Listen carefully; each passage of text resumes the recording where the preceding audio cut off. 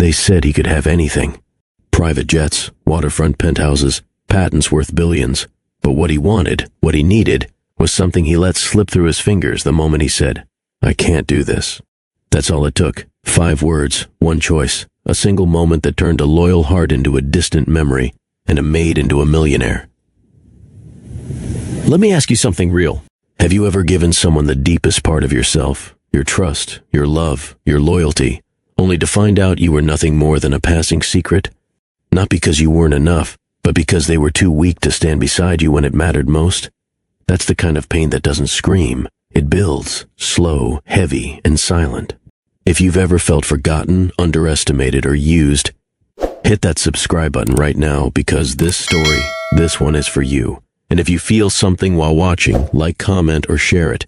Let's make sure stories like this one reach the people who need to hear it most. Her name was Talia Evans. She didn't come from wealth, or power, or prestige.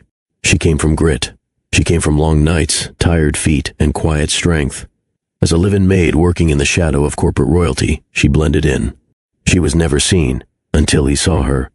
Tian Moreland, a billionaire CEO known for his genius, feared for his coldness. He wasn't just a man with money. He was the kind of man who built empires.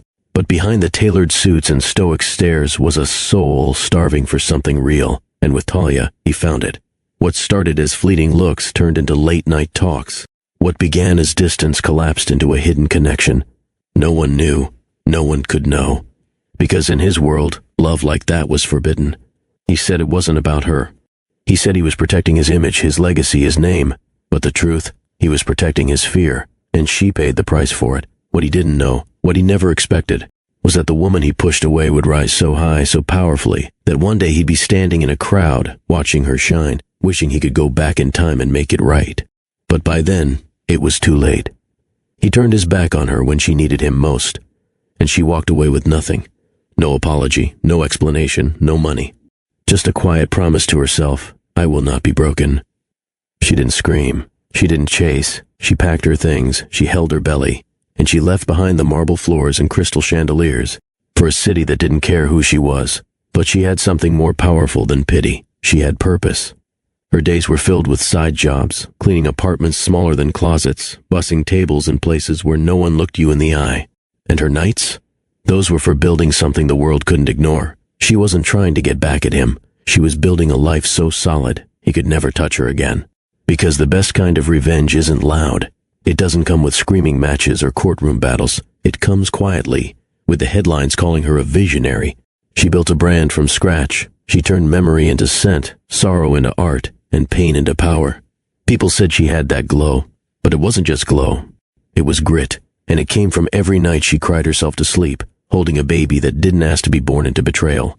That baby, she named her Zari, because it meant golden. And no matter how dark life got, Talia swore Zari would always feel like sunlight. Meanwhile, Tian Moreland's empire began to crack. Public trust fell. Investors pulled back. His billion-dollar image started to corrode. But there she was, on screens, in magazines, walking into rooms where he no longer held power. And when their eyes finally met again, he didn't see the maid he once dismissed. He saw the woman who made it without him, who made him regret everything. So now, we ask you, have you ever been underestimated?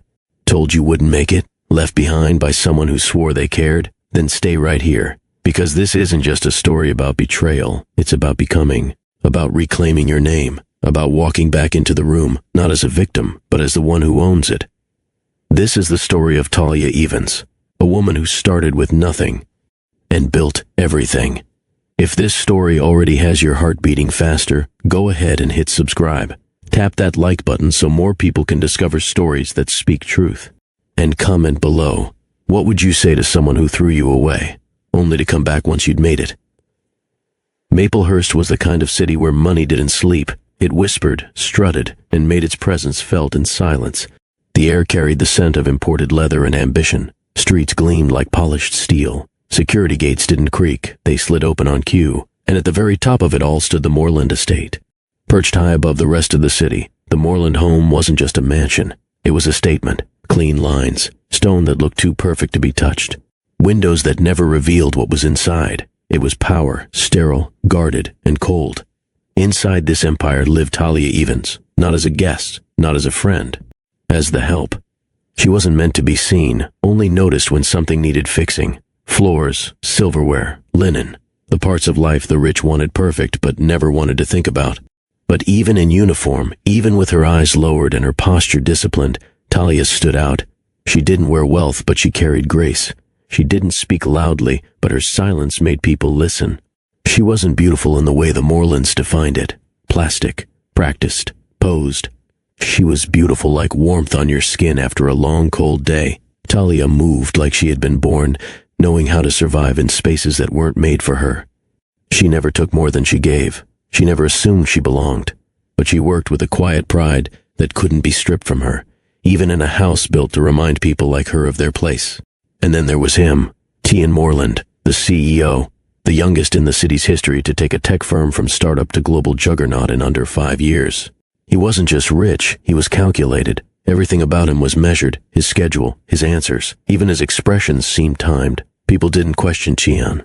They studied him, they feared being in his way. But for all his genius, he lacked one thing, softness. He could close deals, outmaneuver rivals, build technologies ahead of their time.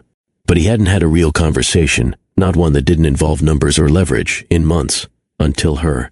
It started without intention. A moment here, a glance too long there. Talia had just placed a glass of water beside the fireplace when Tian walked into the room, eyes locked on the storm of emails on his phone. He barely noticed her, until she muttered something under her breath in amusement. It was about the portrait above the mantel, something most people pretended to admire. He looked up, caught off guard. "What did you say?" She froze, unsure if she'd gone too far. "I didn't mean—" "No, say it again," he asked, not coldly but curiously. She did. And for the first time in a long while, someone made him laugh. Not politely, not out of obligation, a real laugh that pulled from somewhere buried deep. After that, things shifted. Tian began requesting his tea be brought to the study each evening, and only by Talia. He didn't say it outright. It was passed through the household staff like any other instruction. But she knew, and so did the others. Their conversations were never long, never loud, but they were real. She'd ask him questions that no one dared to, questions about books, childhood, memories. He never gave full answers, but the way he paused before speaking told her everything. She wasn't trying to impress him. She wasn't performing. She just was. And in a world where everyone wanted something from him, that made her dangerous, in the most disarming way. One evening, she found herself in the kitchen later than usual. Tian walked in, having returned from a board meeting. He loosened his tie and poured himself water. No assistants, no bodyguards, just the two of them. He leaned against the counter. "You're still here." She smiled faintly. "I live here, remember?" He nodded. "Right." Silence. Comfortable, yet heavy, like something unspoken sat between them. She turned to leave, but he stopped her. "Stay a minute." She hesitated, then nodded.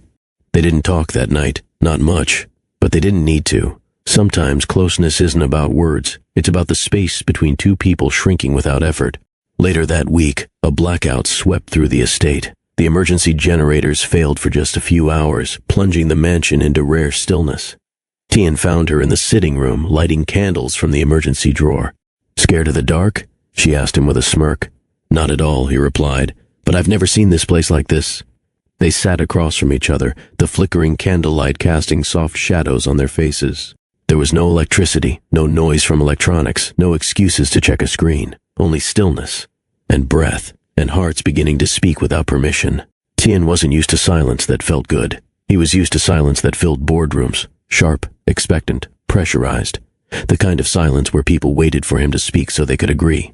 But this was different. It wasn't silence between two people. It was silence with someone. Talia wasn't trying to entertain him. She wasn't analyzing what he needed. She simply existed, fully. And for reasons he couldn't explain, being around her didn't feel like a distraction. It felt like relief. That night, in the candlelit room, they talked. Not about the company, not about the family, not about roles or rules. They talked about memories. She told him about the apartment she grew up in, how her mother's love was stronger than the peeling paint and thin walls. He told her about his father, a man who taught him that feelings were liabilities and softness was weakness. "I was taught to win," Tian admitted, "not to feel." Talia tilted her head. "Winning without feeling. Is that actually winning?" He didn't answer. He couldn't. The nights kept bringing them closer, slowly, carefully. She would leave tea outside his door. He would leave a book on the counter knowing she'd read it. Small notes began to pass between them, not love letters, just thoughts, observations, jokes. But each one carried more weight than either of them acknowledged. In a home full of walls, they had found a corner of quiet they didn't want anyone else to touch. But feelings don't stay quiet forever.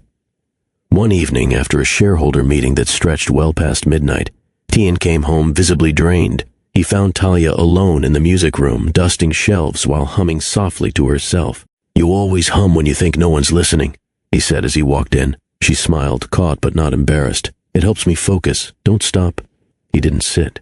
He didn't move closer. He just stood there, watching her. Something in his chest felt different that night, tighter, fuller, like a lock that had been rusted shut was beginning to budge.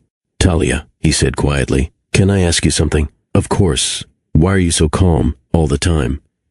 She paused, then replied, "Because life has already taken enough from me. I don't give it the right to take my piece too." Her words lingered in the air longer than expected. Later, he'd replay that sentence 100 times, but in that moment he just nodded, left the room, and closed the door a little more slowly than usual. The turning point came quietly, a moment too fragile to be planned. She brought his tea as always, but that night something was different. The staff had already retired, and the house was unusually still. He was seated at his desk but wasn't working. He seemed distant, unreadable. "Rough day?" she asked softly. He looked up, not annoyed, not dismissive, just tired. "You could say that." She hesitated at the door. "I can go?" "No, please, stay a minute." She placed the tray on the table and sat across from him. No words passed, just shared silence, the kind that only happens when two people don't need to explain themselves. He leaned forward slightly. "You're the only person here who doesn't walk on eggshells around me." She met his eyes. "That's because I don't need anything from you. That might be exactly what I need." It wasn't a line. It wasn't flirtation. It was truth. And it shook them both. A few minutes turned into hours. They talked, laughed, even sat in silence again. Eventually, he walked her back to the hallway, both of them aware that something had changed. He didn't touch her, but the air between them was charged, undeniably. She turned to go. He hesitated. "Good night, Talia." "Good night, Mr. Moreland." "A beat." "Talia." "Just Tian." She nodded. "Good night, Tian." After that night, there was no going back. The rules they once obeyed became blurry. The lines they never crossed were erased by moments that felt too human to ignore. But neither of them said the word. They didn't dare give it a name, because if they did, it would become real, and real was dangerous. Behind closed doors, they were almost happy. He brought her coffee on mornings when she had early duties. She left notes with folded laundry. He taught her how to play chess. She taught him how to breathe. But reality doesn't care about quiet love. It waits, it watches, and eventually, it knocks. Their affection was fragile, not because it lacked depth, but because it existed in a world that wouldn't allow it to grow. And whether they admitted it or not, both of them felt the storm building, not in the sky, but in the distance between who they were and who they were expected to be. In public, they were nothing. A maid, a CEO. No one looked twice when they passed each other in the hallway. No one questioned why her name never came up in conversation, why his tone softened slightly when speaking to her, why his eyes lingered for half a second longer than they should. But behind those doors, they were everything the other didn't know they needed. The world outside had rules, appearances to maintain, power to protect. Their world? It had none of that. It was made of unspoken honesty, shared laughter over burnt toast, glances during staff meetings, a hand brushed by accident, then left there a moment too long. He started finding excuses to stay home longer. Meetings were pushed. Flights were rescheduled. His assistants noticed the changes, but never asked questions. Talia noticed too. She felt the pull, but also the pressure. Every morning she told herself this couldn't last. And every night, her heart proved her wrong. One evening, a gala was hosted at the estate, a high-profile affair meant to impress politicians, investors, and legacy families. Talia wasn't on duty that night, but she watched from the servants' balcony. The ballroom glowed with glassware and silk gowns. Tian stood at the center of it all, perfectly styled, offering tight smiles and firm handshakes. He looked like a man who belonged there. And for the first time, she felt how far away from him she truly was. When their eyes met across the crowded room, something in her chest tightened. He didn't wave, he didn't nod, but his gaze held for just a second longer than was appropriate. Then he looked away. She didn't sleep that night. The next morning, he found her in the greenhouse. She was watering plants, her sleeves rolled up, fingers dusted with soil. He didn't speak right away. "I didn't know you liked being out here," he said eventually. "I come when I need to clear my head." He nodded, stepping closer. "About last night?" You don't have to explain, she interrupted. I know where we stand. I don't think you do. She looked up. You can't have both, Tian. You can't live two lives and expect one not to fall apart. He didn't respond. His silence wasn't cold, it was heavy, like he wanted to say something and didn't know how. She turned back to the plants. You don't have to say anything, she said softly. You already said it with your silence. Weeks passed, and their connection grew deeper but harder to carry. It wasn't just secrecy, it was weight. Every shared moment felt borrowed. Every smile was a risk. Still, they kept going, kept feeling, kept falling. There was a night neither of them would forget. It wasn't planned. There were no grand gestures. Just a quiet evening, a forgotten dinner, and two hearts too full to pretend anymore. It happened in the guest wing, far from the cameras, the eyes, the expectations. He kissed her, not like someone claiming a prize, but like someone afraid it would be the only chance he'd ever get. And she let him. Because in that moment, despite all logic and consequences, it felt real. Afterwards, they didn't speak about what it meant. They couldn't. Naming it would give it power, and power made it dangerous. But something had shifted. They weren't just two people crossing lines. They were two souls tangled in something neither of them were ready to admit. And both of them knew couldn't last. Not in that world, not under that roof, not while one of them had everything to lose, and the other had nothing to protect her. At night, Talia lay awake, her hand resting gently on her chest, feeling the beat of something that had grown too big to hide. Not love, not yet, but something close, and that made it all the more terrifying. Morning routines became rituals. She'd make his tea just the way he liked it, strong, no sugar, a touch of lemon. He'd leave a note beside the cup before heading out, meeting at 9. Let's talk later. Sometimes there was nothing but her name written in his hand, and even that meant more than he'd ever say aloud. No one else in the house noticed, or at least no one dared to speak. But something had changed. The way he looked at her during briefings, the way he paused when she entered the room. The stillness in him that only existed when she was nearby. It was obvious, but only if you were looking. One afternoon, Talia stood in the library, returning a book she had borrowed. It was quiet, until the door clicked shut behind her. Tian. He didn't speak. He walked up behind her slowly, as if unsure whether to close the space or leave it there forever. Do you ever regret this? She asked quietly. He hesitated. Every second that I can't have it in the open. She turned to face him. And yet, we still hide. He looked away. That was the difference between them. She was brave enough to feel it. He was terrified of what it would cost. They met less often after that day, not because the feelings faded, but because the silence between them got louder. Everything unsaid piled up. Fear, uncertainty, and the slow realization that feelings weren't enough. Not in his world. Still, there were moments. In the hallway. On the balcony. A passing glance that said everything their words refused to. She kept those moments close, stored them like warmth. But in her chest, something new was starting to grow, doubt. Late one evening, she passed the dining room and overheard two executives visiting the estate for a strategy meeting. They laughed over wine, talking about Xian's next engagement to a board member's daughter. A merger of image and legacy. Talia froze. She wasn't supposed to be there. She wasn't supposed to hear, but she did. And it felt like a door slowly closing in her face. She never asked him about it. She didn't need to. Not because she didn't care, but because deep down she already knew. That night, when he knocked on her door, she didn't answer. He waited. For minutes, then left. She stood behind the door the whole time, her hands shaking, her throat tight. They were standing on borrowed time, and time was running out. One morning, she stood alone in the staff hallway, looking out over the private garden.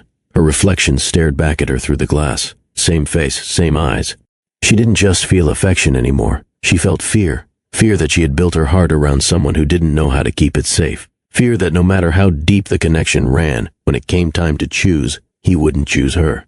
Still, when she saw him later that day, he smiled like nothing had changed, and she smiled back, hiding the truth in her chest like a secret no one could steal. Because for now, it was still theirs. And for a woman like Talia, even stolen moments had meaning, even if she knew they couldn't last. The nausea started early.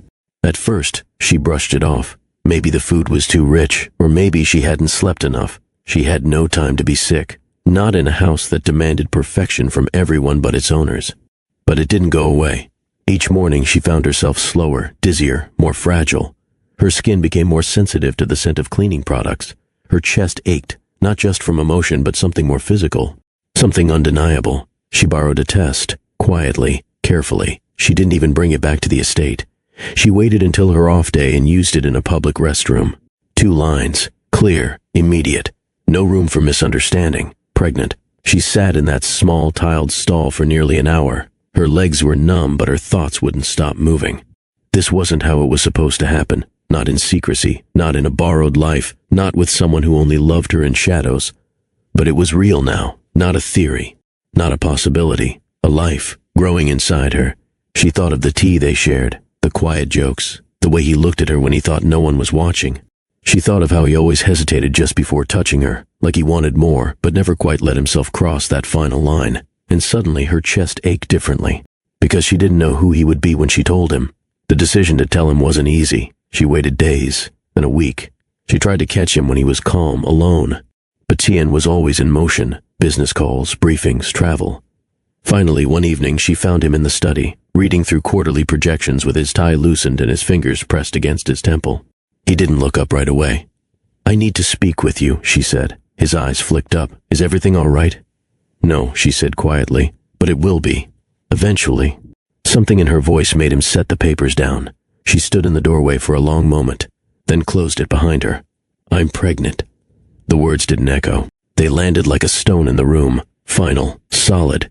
He blinked, once, twice, then leaned back in his chair, his jaw clenched. "Say that again." She did, slower this time. "I'm pregnant." He stood slowly, as if the room were shifting underneath him.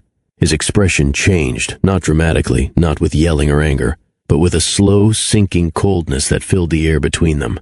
For a moment, he looked afraid, not of her, but of what the truth meant. "How far along are you?" "About 8 weeks." He didn't speak. She stepped closer. "I'm not asking for anything, Tien. I just thought you deserved to know." He ran his hands down his face and turned toward the window. This can't happen." Her heart clenched. "It already has." He paced, trying to form sentences but finding none that made sense. "This will destroy everything. My board, the media, Talia. Do you understand what this could do?" She folded her arms. "I'm not here to destroy anything. I didn't ask for this, but I'm carrying it." He turned to her, eyes hard now, not with anger, but with the kind of panic that comes when someone realizes their life is no longer under control. "You can't stay here." Her breath caught. "What? You need to leave. Not tomorrow. Now." Quietly. And just like that, the floor beneath her cracked. She stared at him, searching his face for something. Remorse, hesitation, softness. But he wouldn't look at her. "Ian, I trusted you. I'll take care of the financial part," he said quickly, as if money was the only thing she cared about. "You won't have to worry about anything. I'll arrange." "I don't want your money," she said sharply. He flinched. She stepped back. "You think this is about support? This is about you, about what you just said, about how fast you went from holding my heart to throwing me out." He turned away again, and that's when she understood. He didn't love her the way she had hoped, or maybe he did, but not enough to choose her. She left the room without another word. No tears in front of him, no begging, no bargaining. She went to her quarters, folded her few clothes into a small bag, and placed her badge on the dresser. No one stopped her. She walked through the estate one last time, past the polished floors she'd cleaned, past the hallways where they used to brush shoulders and pretend it meant nothing. When she reached the front door, she turned back only once. The house stood still, indifferent. Nothing had changed, except her. The first night outside the estate was the hardest. Talia didn't have a plan. She didn't have a place waiting for her. She had some money saved from months of work, tucked away for emergencies. She guessed this counted. She booked a room in a run-down hostel downtown. Nothing more than a thin mattress, chipped tiles, and a flickering ceiling fan. There was no one to talk to. No soft voice to calm her. No warm hand to reassure her that everything would be all right. Only silence, and the weight of what had been lost. Tears didn't come right away. They arrived in waves, unexpected, raw.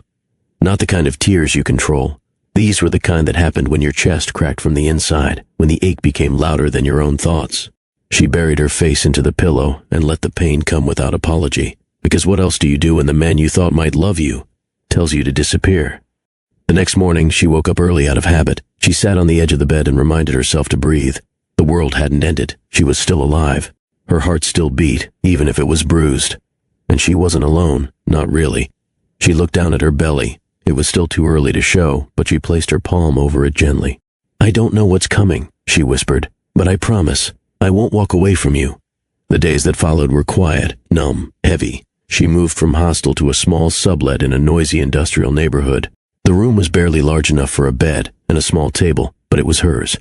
She worked where she could, cleaning offices at night, waitressing during lunch shifts, folding laundry in a corner facility that paid by the load.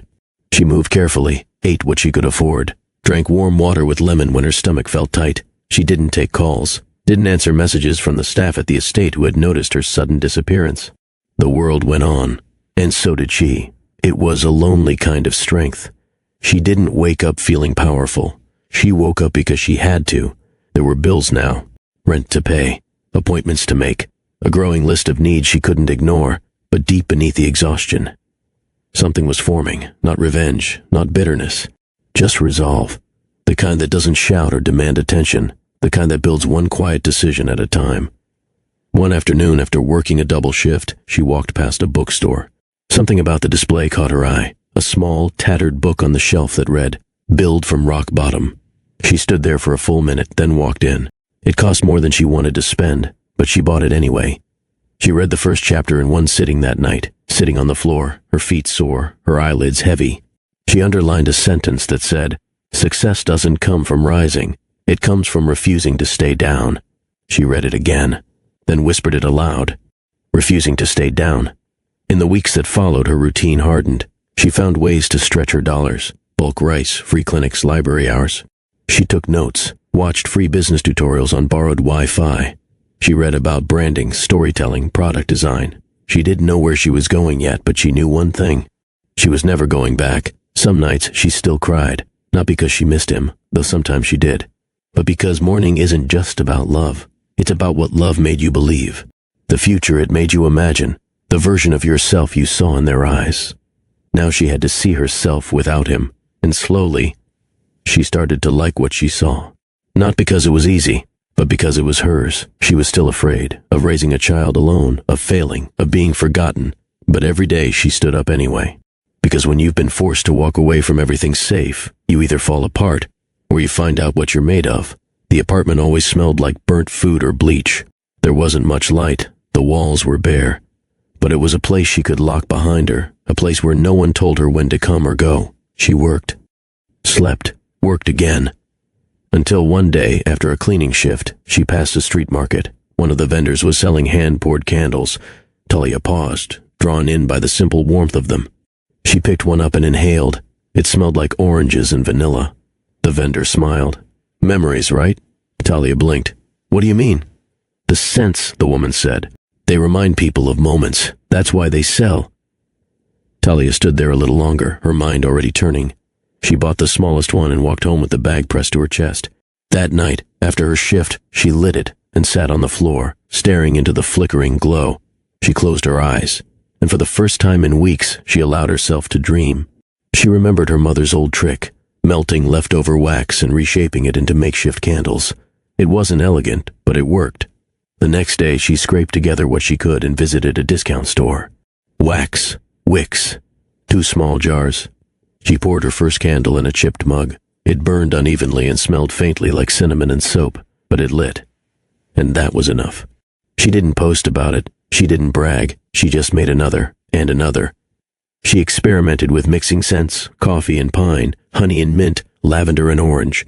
Her small table became a lab. Her floor became storage. Her evenings transformed from exhausted silence to quiet focus. There was no brand yet, no logo, but it was something to pour herself into, something that belonged to her. She took the first few candles to the diner where she worked, quietly asked a regular if she'd like to take one home, on the house. 2 days later, that same woman returned, asking for 3 more. "My sister said it smelled like her childhood," she told Talia, digging through her purse. "How much are you charging?" Talia paused. She didn't even have a price in mind, but she smiled, gave a number that felt too low, and handed over the candles with shaking hands. It wasn't much, but it was the first time someone paid her for something she created, not cleaned, not carried, not arranged, made. It was a different kind of power, and she didn't want to let it go.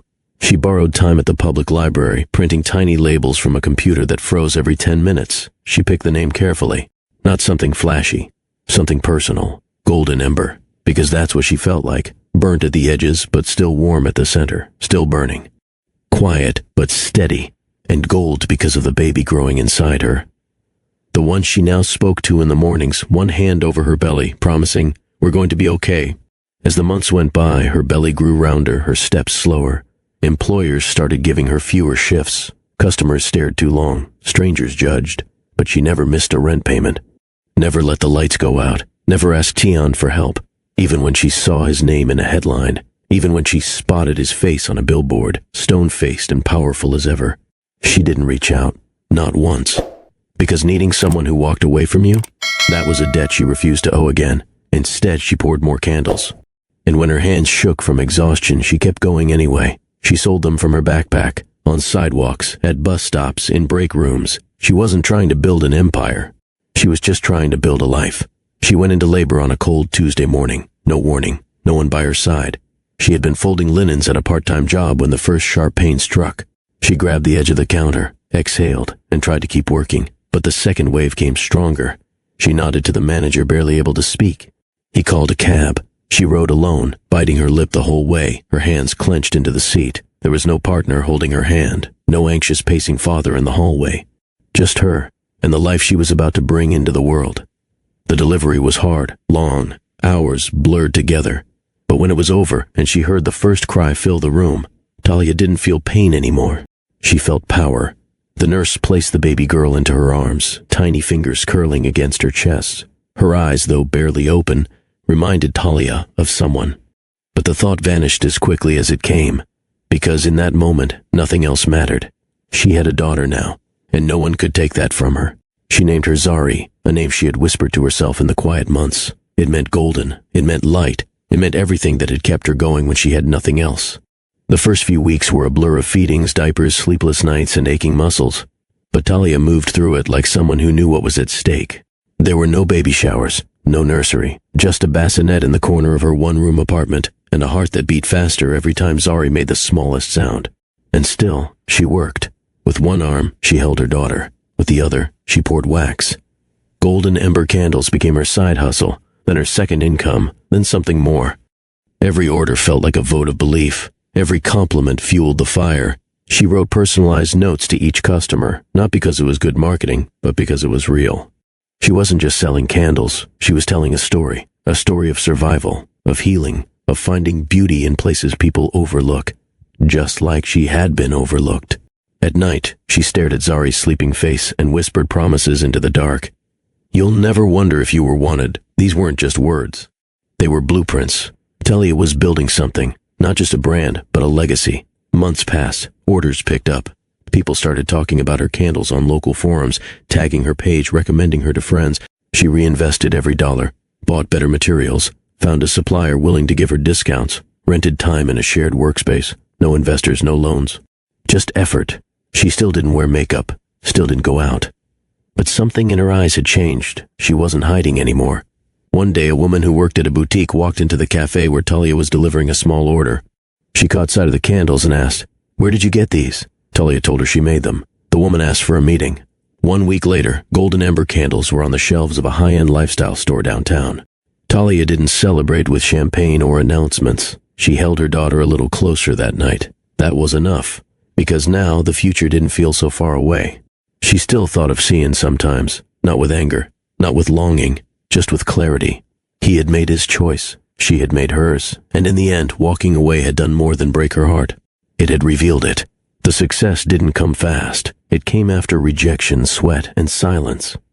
Most days started before the sun came up. Zari would stir in her sleep, and Talia would already be out of bed, tiptoeing to keep her from waking. She'd prep for her first shift, folding uniforms, wiping tables, sweeping corners most people didn't even notice. By lunch, she was jumping buses to a second job, sometimes dragging Zari along when no sitter was available. There were days she wanted to scream, but her voice was needed elsewhere, on customer calls, in interviews for side gigs, and in late-night tutorials as she tried to learn the basics of selling online. The apartment management left warning notes under her door more than once. Final notice. She kept them in a drawer, never to forget what was at stake. Talia never asked for favors. She asked for more hours, more shifts, more chances to prove she was worth keeping on the schedule. The people around her were kind, but they had their own lives, their own rent, their own battles. She learned how to carry Zari while packing orders, how to stir wax with one hand while balancing a bottle in the other, how to sleep in 2-hour bursts and still wake up standing. Every week she poured new candles, gave out samples on street corners, left handwritten notes in them like scent of second chances, warmth after a long day. Because you deserve peace too. At first most people ignored her, or smiled, took a candle, and kept walking. But some came back. One woman stopped her outside a laundromat. "This smells like the beach house I stayed in as a kid," she said, holding the candle to her chest like a memory. "Where can I buy more?" Talia didn't have a website yet, no business cards. "Just call me," she said, scribbling her number on a napkin. That was the start of something. She spent nights uploading product shots from her phone, learning how to edit on free apps, taking photos beside her bedroom window where the light was softest. She started an online page with no followers and no expectations. Her first post got 2 likes. One was from her. The other was from a friend of a friend she hadn't spoken to in years. But she didn't stop, because she wasn't chasing approval. She was chasing freedom. She remembered what it felt like to wait for someone else to choose her. She wasn't doing that anymore. Each order, no matter how small, was a reason to keep going. When she hit her first 100 followers, she cried. Not because of the number, but because it meant that 100 people had seen her work and stayed. She saved every dollar from candle sales, bought better jars, created simple packaging with handwritten tags. Golden Ember was no longer a hobby. It was a statement. She wasn't just making sense. She was giving people a reason to pause, to breathe, to remember something good. And in doing so, she was remembering herself. One Saturday, she was selling at a sidewalk booth she'd scraped together for a local market. A young woman walked by, stopped, picked up a candle labeled Fresh Start, and smiled. "You made this?" the woman asked. Talia nodded. The woman sniffed the wax, eyes wide. "This smells like the first day of spring. I haven't felt this good in a long time." She bought 4. A vendor nearby watched the whole thing, then leaned over. "You ever thought about going bigger?" he asked. Talia hesitated. "I'm not there yet." He smiled.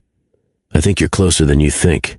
If you've ever been counted out but kept going, drop the word strong in the comments. Let's show the world what real strength looks like." It started with 1 repost.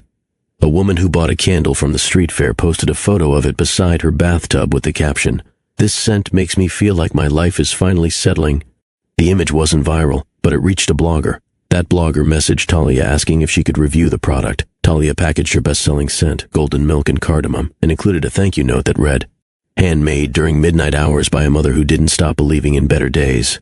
A week later, the review went live. Golden Ember candles aren't just about scent, they're about soul. You can feel it in every jar. Sales tripled. She wasn't ready for it. Orders flooded in. Her inbox overflowed. She stayed up every night for a week, balancing Zari on one knee and her laptop on the other, wrapping jars in recycled newspaper when packaging supplies ran out. She thought the spike would slow down. It didn't. Word spread in niche circles, local lifestyle bloggers, minimalist influencers, skincare pages that loved aesthetic products with heart. Talia didn't have a marketing team. She had stories. She started posting snippets behind each scent. Made this one while Zari was teething, took 5 hours instead of 1. This blend is inspired by the smell of warm honey on toast. My comfort food when everything felt like too much. People shared the posts. Not because the candles were perfect, but because the woman behind them was real. One message stuck with her. "Your story reminds me I'm allowed to begin again. I light your candle every morning before I work on my resume." Talia read that message 3 times. Then she cried. Because maybe this wasn't just about money anymore. Maybe this was about people reclaiming peace in small, sacred ways. She still worked side jobs, but now they felt like a bridge, not a sentence. She didn't flinch when the landlord raised rent. She paid it early. She bought Zari her first real crib. She replaced the broken window in her apartment herself, and for the first time since walking away from that mansion, she stood taller. A boutique reached out, this time one she hadn't pursued. "We'd love to stock Golden Ember," the buyer wrote. "Your brand has been on our radar." Talia didn't say yes immediately. She asked about the terms, the margins, the shelf positioning. She negotiated, and she got what she asked for, because now she wasn't just a maker, she was a businesswoman. One day, while walking Zari home from daycare, she passed a digital ad on the side of a bus stop. It showed a tech product launch, sponsored by Moreland Technologies. Tian's name was on it. She stopped only briefly, looked at the logo, then turned and walked on. Not because she was avoiding it, but because she was no longer connected to it. Zari had started forming words. One morning, as Talia poured wax into a new batch of jars, Zari reached out and touched a label. "Mama's Fire," she said, giggling. Talia froze, then smiled. Yes, that's exactly what it was. Golden Ember launched its own website 2 months later. Talia kept the design clean, soft-toned, with her handwriting scanned into the footer beside these words. Crafted in love, built in pain, meant to light your way. She didn't pay for ads. Her customers did the work for her. They shared, tagged, talked, and every tag, every review, every email was another brick in the life she was building. The first media feature came from a local magazine. A journalist had received a candle as a gift, reached out through the website contact form, and asked for an interview. At first, Talia thought it was a scam. She almost deleted the email, but something told her to read it again. The subject line said, "Golden Ember feels like home, and we want to tell your story." She agreed, hesitantly. The meeting took place at a cafe, and she brought Zari along, not wanting to leave her with a sitter she didn't know. The journalist, a soft-spoken woman with a notepad and kind eyes, listened more than she talked. About the candles born out of quiet heartbreak and long nights. She didn't exaggerate anything. She didn't dress up her pain to sound poetic. She just told it straight. 2 weeks later, the article went live. The headline read, "She was told to disappear. Instead, she built something bright. It was simple, honest, raw." And people responded. The Golden Ember website crashed twice in one day from traffic. Talia's inbox overflowed with messages, customers, supporters, women who saw themselves in her. "I've been through something similar. Your strength is something I needed to see today. I bought your candle and cried the first time I lit it. Thank you." She read each one, sometimes out loud, holding Zari on her hip. Every message felt like a hand on her back, saying, "Keep going." With demand growing, she had to make changes. She rented a shared workspace in a converted industrial loft. It wasn't glamorous, but it was roomy, quiet, smelled like potential. She hired one assistant, Dina, a single mother like herself, with a calm spirit and steady hands. Together, they handled batches of orders that now numbered in the hundreds, labels, jars, packaging, inventory. It was no longer a passion project. It was an operation. One night, after a 12-hour workday, Talia sat at her tiny desk in the corner of the workspace, calculator in hand. She was tracking growth, expenses, upcoming orders. Zari was asleep on a makeshift bed in the corner, her little hand still curled into a fist. Talia leaned back and exhaled. She wasn't just surviving anymore. She was building.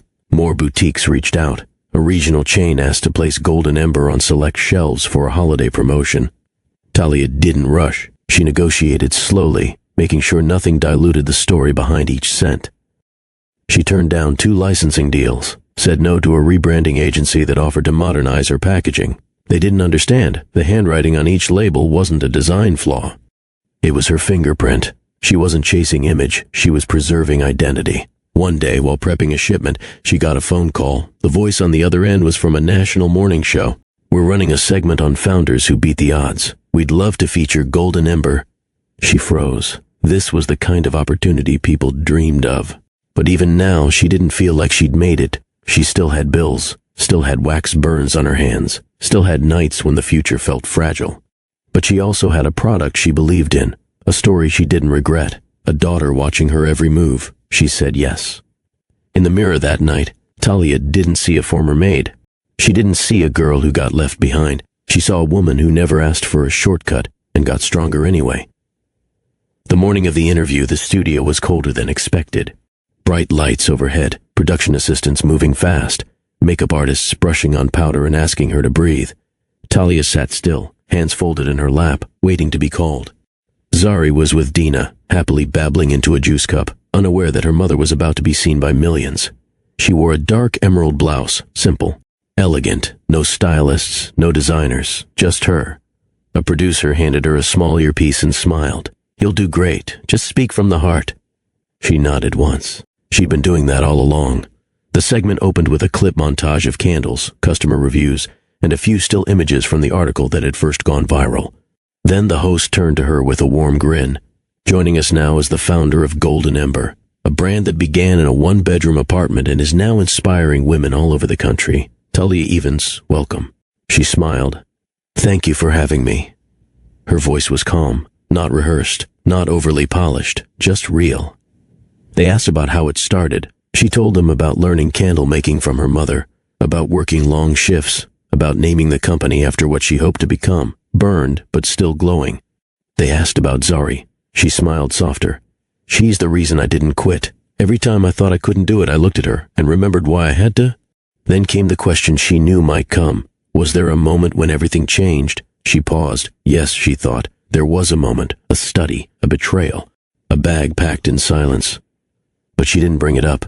She said instead, the moment I stopped waiting to be chosen. That's when everything changed. Applause filled the room. The host leaned in. That's powerful. Talia smiled, but her mind drifted for half a second to the man who once told her to leave without looking back. She wondered, had he seen this? Across the city in a quiet penthouse office, Tyan Moreland stared at a television screen mounted above a fireplace. He watched the interview with the volume low, elbows on his knees, jaw tight. The moment she spoke those words, the moment I stopped waiting to be chosen, he looked away, but only for a second, because he couldn't stop watching, not because he was curious, because he recognized her and didn't. She looked like someone who had survived fire and came out shining, and it stunned him. Back in the studio, the final question came. What advice would you give someone who's starting over? Talia looked directly into the camera. Don't wait for permission. You don't need anyone to say you're ready. If you're breathing, you're capable. Start with what you have, even if it's nothing but belief. The host reached out and squeezed her hand. Talia, you're more than a business owner. You're a force. She smiled, not with pride, but peace. Because for the first time in her life, she didn't feel like she was trying to prove anything. She had already become what she needed to be. The segment ended. Producers congratulated her. Strangers stopped her in the lobby. She signed 3 jars for fans who waited outside. By the time she returned home, orders had increased again. Interviews were requested. Magazine covers discussed. But none of that moved her more than the quiet moment when Zari ran into her arms and said, Mama, you were on the TV. She laughed, picked her up, held her close. Because no matter how bright the spotlight got, this was the center of it all. That night, she checked her inbox before bed. Among the usual business messages, one subject line stood out. It didn't say much. Congratulations, Talia. No name, no sender she recognized at first. She hovered over the message, but didn't open it. She closed the laptop. Some messages didn't need replies. Tyan Moreland sat in his office, looking out at the skyline he once ruled. His reflection in the glass stared back at him, suit crisp, tie exact, posture unflinching. But the mask was starting to slip. There had been whispers for weeks. Leaks from internal sources, allegations about improper partnerships, quiet departures from board members who once backed him without question. Moreland Technologies was still functioning, still profitable. But something had shifted. For the first time in years, shareholders weren't praising him, they were pressing him, asking why sustainability reports didn't match on the ground findings, demanding answers about investments linked to companies known for labor violations. Sian had built an empire on efficiency and reputation. Now both were under attack, and the headlines followed. Moreland's green promises questioned amid audit gaps. Tech titan faces internal revolt over ethics. CEO remains silent as Moreland's stock slips again. He stayed out of the spotlight, refused interviews, released statements through legal teams. But silence doesn't stop a storm. He wasn't sleeping well. He'd started drinking again, nothing out of control, just enough to dull the edges. The edge of guilt. The edge of loss, the edge of watching a house he built crack from the inside. His assistants noticed the shift. His board noticed it more. Tyan tried to hold his image together, tried to remind himself he'd bounced back from worse. But in the back of his mind, another image kept returning. A studio. A green blouse. A voice that didn't tremble. Talia. Her name had started showing up in places he didn't expect. A candle brand featured in a luxury design magazine. An online article about women who made it without a safety net. A photo of her at a fundraiser, standing next to mayors and creatives, holding her daughter. He didn't seek it out. It found him, through news alerts, social chatter, investor discussions. The woman he told to leave was now being described as a rising voice in wellness and storytelling products. She wasn't just selling candles, she was changing narratives. And he was watching, quietly. He told himself it was curiosity, then he told himself it was pride. But deep down, it was something he couldn't admit, not even to himself. It was regret, not just for how things ended, but for not seeing what she was made of before the world did. A boardroom meeting ran long one Friday. His team presented risk mitigation reports, stock rebound strategies, and crisis control language. He nodded along, but his mind wandered. That morning, he'd seen a photo of her, Talia on a magazine cover. Zari stood beside her, now nearly 4, with the same eyes. His eyes. That photo hit harder than any shareholder call or press headline. Because it wasn't just the resemblance, it was the truth he couldn't avoid anymore. That child was his. He hadn't seen her born, hadn't heard her first word, hadn't held her, not even once. And no amount of restructuring or press control could fill that silence. Back in the office, he stared at his screen long after the team had left. A clip auto-played, Talia at a youth entrepreneurship panel. She was answering a question about fear. Fear doesn't go away, you just get better at moving through it. The world doesn't wait for you to feel ready. Tian paused the video. He stared at the still frame, her expression strong, centered, clear, then leaned back in his chair and said nothing. The room was quiet, but inside him, something churned. But he wished, desperately, that he had chosen differently, because all his years of control had left him exactly where he feared being, and behind. The markets didn't collapse, the company didn't burn down, but something more subtle, more dangerous was happening. Confidence was fading. Not just from shareholders, but from within. For the first time, people spoke freely behind his back. Executives questioned his judgment. Anonymous memos made their way to journalists. An expose in a business journal painted him as disconnected, emotionally unavailable, and unwilling to listen to warning signs inside his own company. They quoted an unnamed insider. Tian Moreland used to be a visionary. Now he's just protecting an image. He read that line twice, then again, because it wasn't untrue. His name wasn't getting him as far anymore. Boardrooms weren't filled with admiration, just tension. Journalists stopped asking for comments. They just printed what they knew and let the silence speak for him. He still walked into meetings with his head high, but the silence afterward lingered longer than it used to. People weren't sure if they feared him or pitied him. He came home one night to an empty penthouse. The staff had long gone. The kitchen was spotless. The city buzzed outside his windows, but inside it was quiet. He poured a drink, sat on the couch, and stared at the photo again. The one of Talia and Zari from the magazine.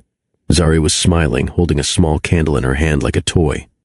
Her curls bounced around her face. Her expression, bright, fearless, was unmistakable. That was his smile. It hit him harder than anything else. Not the audits. Not the headlines. That little girl was his, and he had never heard her laugh. He had followed Talia's rise from a distance, sometimes through media, sometimes through rumors whispered at events, and sometimes by typing her name into search bars late at night, when the apartment felt too quiet. She never once mentioned him publicly, not even a hint. That silence didn't protect him, it protected her. And yet she'd never tried to erase him either. She had simply moved forward, without bitterness, without noise. She had done the one thing he never expected. She made him irrelevant. In another life, he might have walked beside her on that red carpet, might have helped name the company, might have held Zari the night she was born. But he had chosen comfort, reputation, and now, all he had were screenshots and silent regrets. One afternoon, he received a message from his assistant. A former business partner wanted to back out of a joint deal citing moral concerns. Tian stared at the words. He didn't respond, because what could he say? The company was still functioning, but the cracks were everywhere now. Investors knew it. The media knew it. And worst of all, he knew it. The world had moved on, and it wasn't waiting for him to catch up. He spent more time alone than he used to. No events, no press tours, no strategy retreats. Even the calls became more transactional. He went through the motions, pretending to be in control, while the silence between tasks stretched longer and louder. The empire was intact on paper, but the man behind it was hollow. He began watching Talia's clips more frequently, not out of obsession but almost like study. How she spoke, how she carried herself, how her voice had changed from soft to steady, how she never once flinched at questions that would have made lesser people crumble. She wasn't hiding pain anymore. She had turned it into something that reached people, something he had never learned to do, and the more he watched, the more he realized. She didn't just survive without him. She had become everything he once thought he needed power to become. The invitation came by mistake. A junior PR associate at one of Moreland's former partner firms had forwarded it out of habit, a seat at an awards gala for female founders in sustainable business. Tian was about to delete the email when the name caught his eye. Talia Evans, keynote honoree. He stared at the screen for a full minute. He hadn't heard her voice since the clip from that morning show. Hadn't seen her in person since the day she walked out of his study, carrying more than just heartbreak. Now she was headlining an event he once would have owned. The night of the gala, he didn't plan to go. He paced his office, checked the markets, reread old strategy memos, tried to pretend it didn't matter. But when 7:30 came, He found himself in the back of a black sedan, ties slightly loosened, jaw clenched. He didn't walk the carpet, didn't check in through the main entrance. He had no intention of being seen. He stood near the back wall, just beyond the reach of camera flashes, a drink in hand, watching as the crowd took their seats. The lights dimmed. The announcer took the stage, and then she walked in. Talia wore a fitted black gown, elegant, simple, powerful. Her hair was pulled back. Her expression calm. Every step she took drew quiet admiration, and not just because of how she looked. It was how she carried herself. The audience didn't clap because she was famous. They clapped because she had become undeniable, and walking beside her was a child, Zari, 4 years old now, holding her mother's hand, dressed in soft ivory. Bright eyes scanning the room like none of it intimidated her. Chian's breath caught in his chest. He had seen photos, yes, but this was different. This was real. Zari whispered something in Talia's ear. Talia knelt to listen, then smiled. Chian watched the moment, transfixed. Zari had his mouth, his gaze, even the way she tilted her head when she was curious. And she didn't know him, didn't even glance his way. Why would she? To her, he was just another man in a suit, an audience member in a crowd that belonged to her mother. The speech began. Talia stepped to the podium, voice clear, hands steady. She didn't read from notes. She spoke from memory, from pain, from truth. She told them about Golden Ember, about starting over, about doing what needed to be done when no one clapped, no one noticed, no one offered help. I didn't build a business because I had a plan, she said. I built it because I had a daughter, and I refused to let her grow up believing she came from nothing. A pause. She didn't come from nothing. She came from me. Applause thundered through the room. Tian's hands didn't move. He couldn't. It wasn't anger he felt, not even jealousy. It was loss, not of control, not of company shares or public favor, but of moments, first steps, first words, first scraped knees and warm hugs. He hadn't just let Talia walk away. He had walked away from them both. After the speech, she and Zari exited the stage, surrounded by press and organizers. Tian remained in the shadows, heart pounding in his chest like it hadn't in years. He could have left then, but something in him didn't want to. Not yet. He needed one more look, one more moment of truth. Eventually, Talia stepped away from the crowd to catch her breath. She turned, and for the first time in years, their eyes met. No words, no one else around, one who had moved forward, and one who had stood still for too long. She didn't look surprised to see him. Maybe she had expected it, or maybe she no longer found his presence powerful enough to stir shock. He stepped forward slowly, unsure if he should speak first. She spared him the burden. "Mr. Moreland," she said, her voice even. Tian swallowed the knot in his throat. "Talia." A long pause. She didn't smile. She didn't frown. She just looked at him, fully, calmly, without fear. "You look well," he said, reaching for neutral ground. She nodded. "I am." Another beat of silence. Tian looked past her for a moment, toward the far side of the room where Zari was playing with a staff member's daughter. "That's her," he said quietly. Talia followed his gaze, then looked back at him. "Yes, she's beautiful. She's strong," Talia corrected gently, "and smart, and kind. Beauty's never been what I lead with." He nodded, because he remembered now. Talia had never been impressed by surface things. That was part of what made her dangerous to a man like him. "I saw your interview," he said finally, "and the article, and everything else." "Of course you did," she replied, not bitter, just stating a fact. People tend to notice things when they feel left behind. The words weren't designed to wound. They were simply true. Chian exhaled. "I made a mistake." Talia tilted her head. "Which one?" He looked at her, and for the first time in a long while, he dropped the practiced expressions. No calculated charm, no defense. "I let fear make the decision for me," he said. "I thought I was protecting everything I built, but all I really did was prove I didn't deserve any of it." Her expression softened. Not forgiving, not cold, just honest. "I didn't need you to be perfect, Tian," she said. "I needed you to be brave." He looked down at the floor, hands in his pockets. "I think about that night all the time." "I don't," she said without hesitation. "Not anymore. That one hit harder than anything else. Not because it was cruel, but because it meant she had truly moved on." "She doesn't know me," he said, his voice lower now. "No," Talia replied. "She knows about you. I've never hidden your name, but I won't let her feel abandoned twice." He closed his eyes briefly. That landed exactly where it should. "I'm not here to disrupt anything," he said. "I just wanted to see you, both of you." She nodded. "Now you have..." Another pause. Not awkward, just final. He glanced at Zari again. I don't expect forgiveness. I'm not offering it, she said.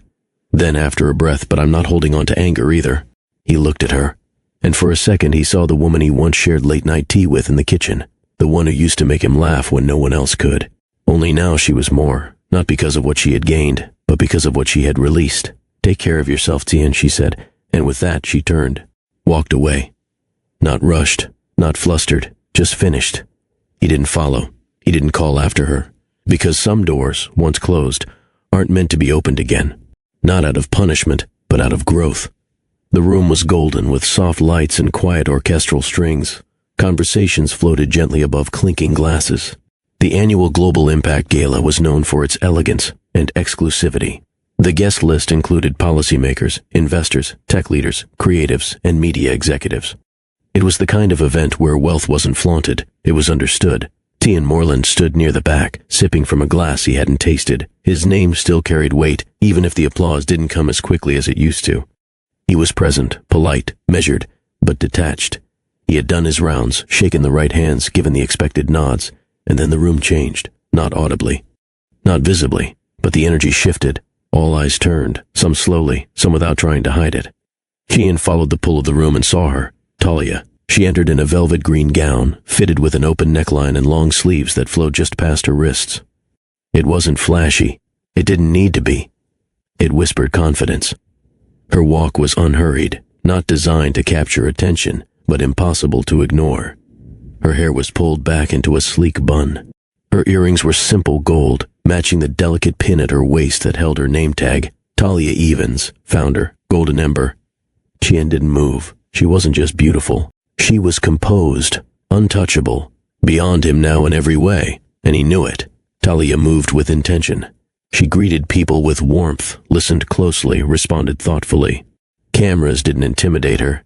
Crowds didn't distract her. She wasn't surviving anymore. She was leading. He watched as she accepted a glass of sparkling water from a server, smiled at someone from the press, then turned slightly, her gaze scanning the room.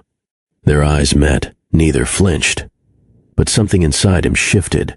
She made her way toward the far end of the room, standing beside an exhibit featuring sustainable product lines from featured guests. A modest display held one of her candles, encased in a clear cube. Golden Ember, reclaimed light. The name felt poetic now, because there she stood, next to it. Evidence of what happened when a person was no longer waiting to be seen. He didn't mean to walk toward her. His feet just carried him, step by step. Past introductions, past pretense, until he was close enough to speak. Talia. She turned, slowly, looked at him without blinking. Mr. Moreland. That was all. No warmth, no bitterness, just measured acknowledgement. I wasn't expecting to see you here, he said, trying to keep his voice level. That makes two of us. A pause. He studied her face. There was nothing performative about it. She wasn't guarded. She wasn't defensive. She was simply whole. I read about your feature in Forbes, he said, trying to find common ground. The piece on ethical manufacturing. Impressive. She nodded once. Thank you. Another silence. Not heavy, just real. Tian shifted his weight slightly, adjusting the glass in his hand. I've been meaning to reach out, he admitted, but I wasn't sure what I'd say that wouldn't sound hollow. Her eyes stayed on his. Then maybe silence was the right choice. He swallowed. I've made a lot of decisions I'd take back if I could. Talia tilted her head slightly.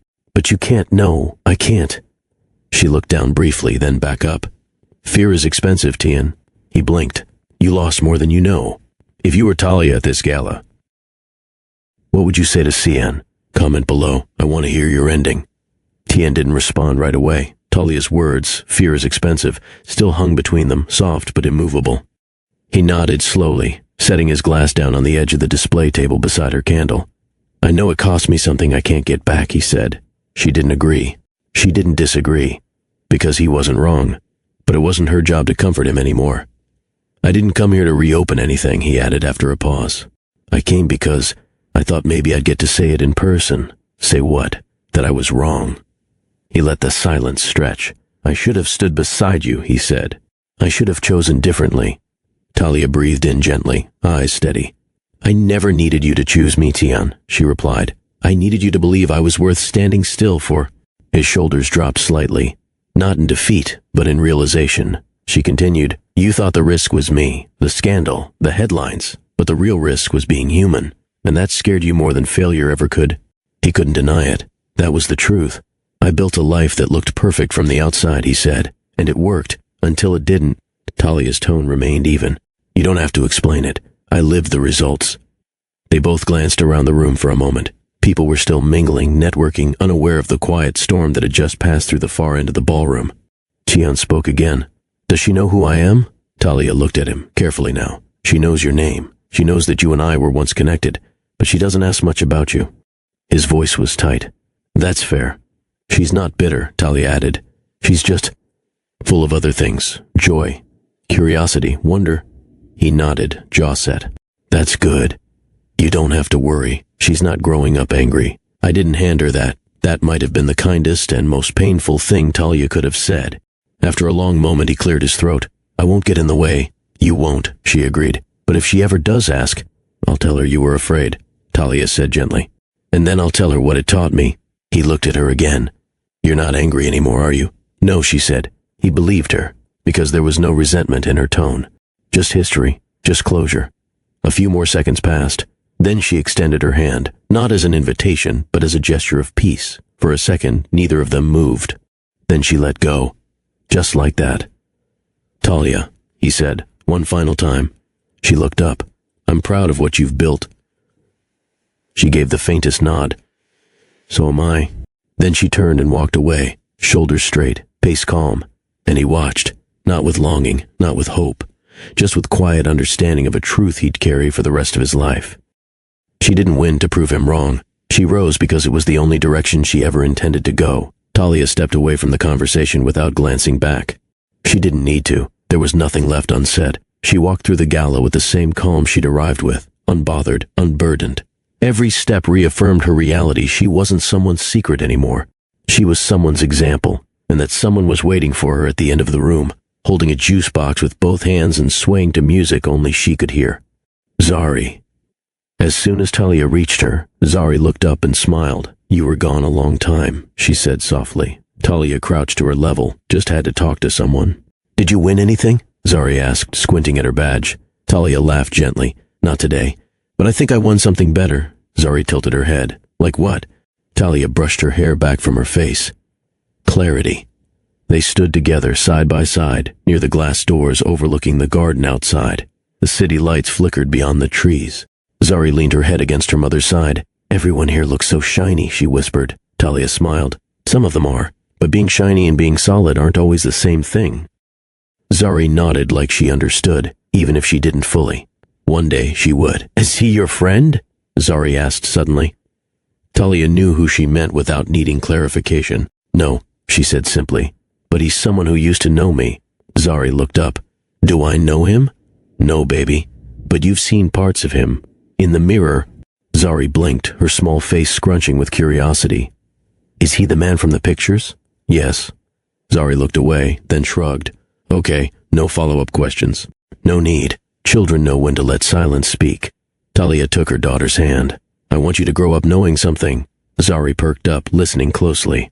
No one defines you. Not their love, not their absence, not what they gave or didn't give. Zari nodded slowly, as if absorbing it for later. You're not a result of someone's regret, Talia added. You're the result of my decision, my fight, my joy. Zari reached up and wrapped her arms around her neck. Talia closed her eyes. That moment, the embrace, the quiet between them, the safety, it was worth every painful night. Every tear, every shift, every lonely morning, because this was her reward, not applause, not press, not sales, but peace, the kind you earn. A photographer approached politely. Would you like a photo of the two of you? Talia looked down at Zari. She smiled. Yes, please. They stood in front of the floral wall, hand in hand. The flash clicked. In that frame, you couldn't see the losses, the sleepless nights, the fear. You could only see a woman who refused to break, and the little girl who would never have to wonder where she came from. Tian remained near the back of the room, unnoticed. People passed him with nods, polite half-smiles, but no one lingered, not like they used to, and he didn't expect to be.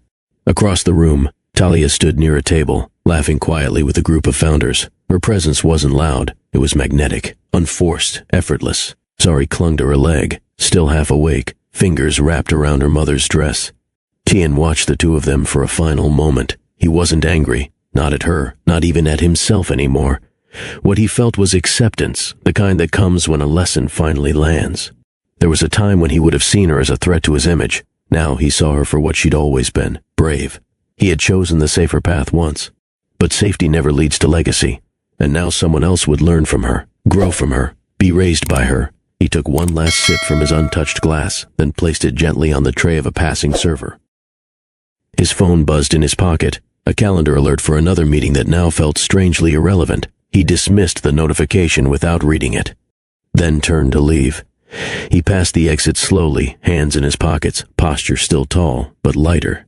Not because anything had been repaired, but because something had finally been acknowledged. Outside, the evening air was crisp. The city glowed with noise and traffic, but for once, he didn't rush into it. He stood on the sidewalk for a minute longer, watching cars pass, letting the weight in his chest settle. He thought of the girl in the ivory dress, the one with his eyes and her mother's calm. He had nothing to give her. Not yet. Maybe not ever. But maybe the best thing he could offer now was space. No disruption, no confusion, just respect. Behind him, the gala continued. Laughter echoed. Music swelled. Inside that room was a woman who had every reason to fall apart, and didn't. He turned the corner and disappeared into the crowd. Weeks passed after the gala, then months. Tian Moreland didn't return to headlines the way people expected. There were no bold interviews, no viral apologies, no reinvention campaigns. Instead, he began with something quieter, a shift in direction. The first change happened inside his company. A closed-door meeting with the board ended with 3 executives replaced. New compliance officers were hired. Environmental records were re-audited and made public. The changes weren't surface level. They cut deep. Vendors that violated ethical labor codes were dropped, publicly, without negotiation. Moreland Technologies took a hit. Stock dipped. Articles speculated. But Cian didn't respond, because this time, he wasn't fixing perception. He was fixing practice. Next, he launched something unexpected, a scholarship. The Zari Grace Initiative, named without ceremony, just a quiet press release and a series of flyers in community centers and underfunded schools. It was designed for single mothers pursuing entrepreneurship. No flashy requirements, no camera crews, just support. Talia heard about it before it made the news. She read the flyer in a cafe, blinked at the name, and said nothing. But inside, something shifted. Then came the local grant fund.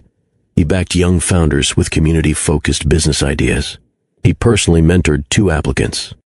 Not in front of crowds, but in quiet offices and working cafes. His name didn't even appear in the promotional materials, not because he was hiding, because he was finally learning how to give without being the center. At Golden Ember headquarters, one of Talia's staff showed her an online post. Moreland CEO steps down from daily operations, refocuses on ethical impact work. Talia read the headline, then closed the tab. She didn't smile. She didn't roll her eyes. She just exhaled. Her daughter was growing. Zari was now 4.5, reading picture books and making up stories with mismatched dolls. She didn't ask about Cian often. When she did, it was with light curiosity. Is he kind now? Talia thought for a moment. Yes, he's learning to be. That was enough for Zari. One Saturday afternoon, Talia received an invitation. Not formal, just a handwritten note dropped off by courier. Would you and Zari like to attend the launch of the Grace Garden project? It's a new public space for kids and families in the city. No press, no cameras, just space to breathe. Talia didn't respond right away, but a week later she and Zari arrived at the garden. The space was quiet, thoughtful. Wildflowers lined the walking paths. There was a reading corner, a community stage, and wide fields for children to run freely. Cian stood near the back, helping a volunteer set up folding chairs. He didn't notice them at first, but when he did, he simply nodded once. Talia nodded back. They didn't speak much that day, but they didn't need to. Zari chased bubbles with other children. Talia sat on a bench, sipping lemonade. Tian stayed nearby, never overstepping. Just present, like a man who finally understood the value of being still. Have you ever had to forgive someone who broke you? Let us know how you found your peace. The late afternoon sun dipped low behind the trees as children's laughter filled the garden. Talia stood under the shade of an old oak, arms folded gently. Zari raced across the grass in a pink hoodie and untied sneakers, chasing a boy with a foam rocket in his hands. Tian approached quietly, holding 2 paper cups. Lemonade? He asked. She glanced over, nodded once. He handed it to her without pressing further. They stood side by side, watching their daughter dart through the field, twirling as she laughed. "Looks like she's fast," he said. Talia smiled. "She doesn't know how to hold back." They stood in silence for a few moments longer, sipping. "She likes open spaces," Cian added. "She likes freedom," Talia replied. Another pause. This time not heavy, just real. Cian turned slightly. "You didn't have to come. I know. I wasn't sure you would." "I wasn't sure either," she said, then glanced sideways. "But she deserves moments like this." He nodded. "She deserves everything," he said softly. Talia didn't answer, but her quiet agreement filled the air. "She talks a lot," he continued. "Like you, only smarter." Talia chuckled gently. "She gets that from both of us. A beat." "I never thought I'd be here," he said. "Not just at the park. I mean, in this space, in this version of myself." "You still have work to do," Talia said plainly. He nodded. "I know, but you're doing it. That counts." She looked out over the garden again. "I used to carry so much anger," she said. "I didn't show it, but it sat in my bones. It shaped how I moved, how I worked, how I breathed." Cian didn't speak, but it didn't. She turned toward him. It felt like peace. The weight of her words landed softly, but they stayed. He swallowed. "I'm sorry I couldn't give you that sooner." Talia didn't blink. "You didn't owe me peace, Cian. You owed it to yourself." He looked away, then back at her. "I'm not bitter," she said, voice calm, steady. "I'm better, and I thank you for pushing me to find my fire." That line sat between them like a stone placed gently in the center of a table. Final, measured, clean, not spiteful, just true. Zari squealed with joy as another child passed her the foam rocket. She threw it with both hands, giggling when it flopped instead of flying.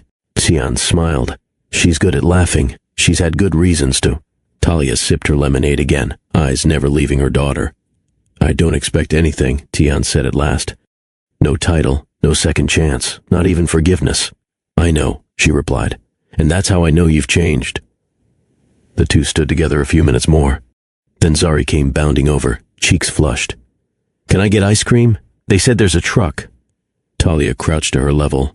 "Only if you promise not to drop it." "I'll try," Zari shouted, already bouncing toward the other end of the garden. Cian chuckled under his breath. "That is definitely your child." Talia stood, brushing off her knees. "She's our daughter, but her path, that's hers alone." And with that, she turned to follow Zari. Cian didn't stop her. He didn't need to, because for the first time in a long time there was nothing to fix, only something to protect. And that started by standing still, exactly where he was. The weeks that followed weren't dramatic.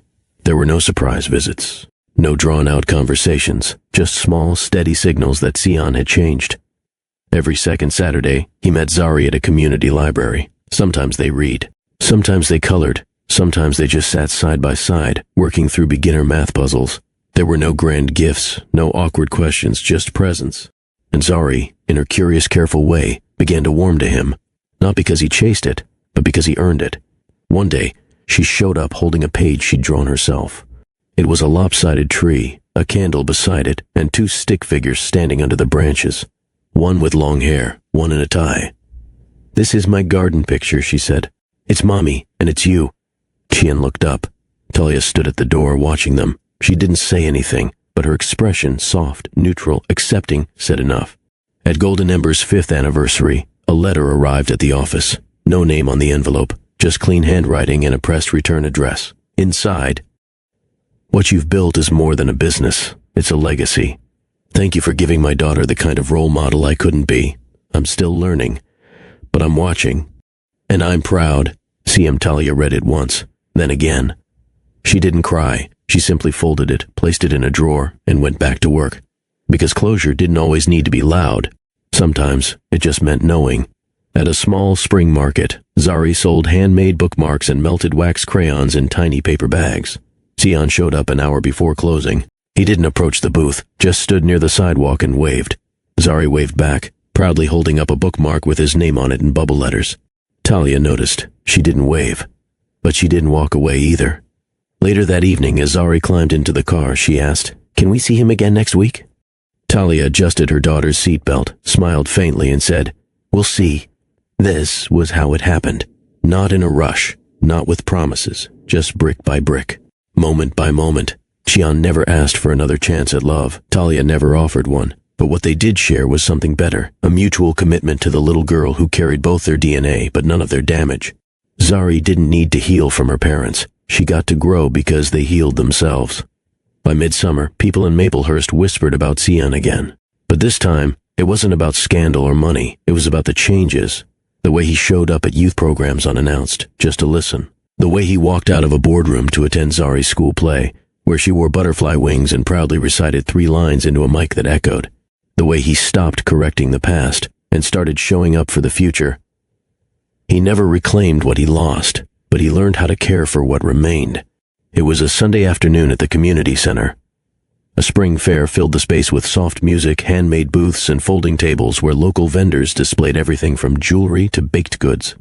Children ran between stalls with painted faces and cotton candy fingers. Talia sat under a canopy near the back, flipping through a notebook as Zari colored beside her.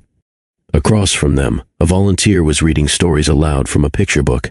Sion arrived without fanfare, holding a reusable bag of supplies for one of the booths. He didn't look for them. He wasn't there to be noticed. But he saw them, and after a short while, he made his way over. Zari spotted him first. She waved, then jumped to her feet. "You're here." "Wouldn't miss it," he smiled, crouching down to her level. "Did you bring the markers like last time?" "Even better," he said, holding out a small pack of glitter pens. "They don't smudge." Sion stood. Talia met his eyes. "Hi," he said simply. "Hi." No tension, no expectations, just rhythm. He sat on the edge of the bench beside her. She didn't move away. They watched Zari color in silence. A moment passed, then 2. "She seems happy," he said. Is she always this focused when she draws?" "Only when she's proud of what she's making," he nodded. "She's proud of a lot lately. She's learning how to be." Another quiet pause. People passed around them. A child dropped a popsicle. A bell rang at the raffle table. Somewhere behind them, someone sang into a crackling microphone. But between the 3 of them, everything was still. Safe. Simple. "She's starting to ask deeper questions," Talia said. "About families, about where people go when they leave." He looked at her, more curious than alarmed. "And I tell her the truth, the kind she can carry. She has both of us," Talia replied, surprising even herself with the words. "Which one?" Tian asked. "Yours or your mom's?" She grinned. "You have a fridge?" He laughed. "I do, but it's very boring." "I'll fix that," she declared, handing him the drawing. He held it like it was made of glass. And in that moment, something invisible but important settled. They weren't rewriting their history. They were writing something new. Zari tugged at Talia's hand. "Can we go see the balloons?" Talia nodded. "Go ahead, I'll catch up." The girl skipped ahead, waving at a group of children gathered around a juggler. Tian stood, ready to leave, but before he did, he looked at Talia one last time. "Thank you." She raised an eyebrow. "For what?" "For not slamming the door shut. For letting me grow." Talia's voice was soft. "Growth isn't something you get permission for. You either do it, or you don't." He nodded. "Still, thank you." She looked out at Zari, then back at him. "Take care, Tian." He stepped back into the current of people, hands in his pockets, a child's glitter drawing folded carefully in his coat. And for once, he didn't feel like a man walking away from something. He felt like a man becoming something. Some stories end with victory. Some end in loss, but the most powerful ones end in transformation. Talia didn't get the apology first. She didn't get rescue. She didn't even get love in the way she hoped. What she got was herself, and that was more than enough. Because sometimes life doesn't hand you justice, it hands you the tools to build your own. Let's take a moment to breathe in the real lessons this journey left behind. Lesson 1. Love without courage is just convenience. Tian may have cared for Talia, but when it was time to choose between comfort and character, he folded. True love doesn't disappear when things get hard. It steps up. If someone can't walk with you in struggle, they don't deserve to stand beside you in success. Never chase someone who only shows up when it's easy. Lesson 2. Strength isn't always loud. Talia didn't yell, she didn't seek revenge, she didn't beg. She moved in silence. She worked, she wept, she healed. And in that quiet, she became unstoppable. Remember this, strength doesn't have to roar to be real. Sometimes it just has to keep going, one choice at a time. Lesson 3. Your comeback is yours to build. No one gave her golden ember. No investor swooped in. Talia created something meaningful because she refused to be defined by someone else's fear. Success isn't always a trophy. Sometimes it's a life you built with your bare hands after being left behind. It's not revenge. It's survival done beautifully. Lesson 4. Parenthood is not a setback, it's a spark. Zari wasn't a burden. She wasn't a complication. She was the reason Talia kept fighting. In a world that told her to hide, Zari gave her something to stand for. Being a parent doesn't disqualify you from your dreams. It can be the very reason you chase them harder. Don't shrink your goals for anyone, not even yourself. Tian changed, genuinely, quietly, completely.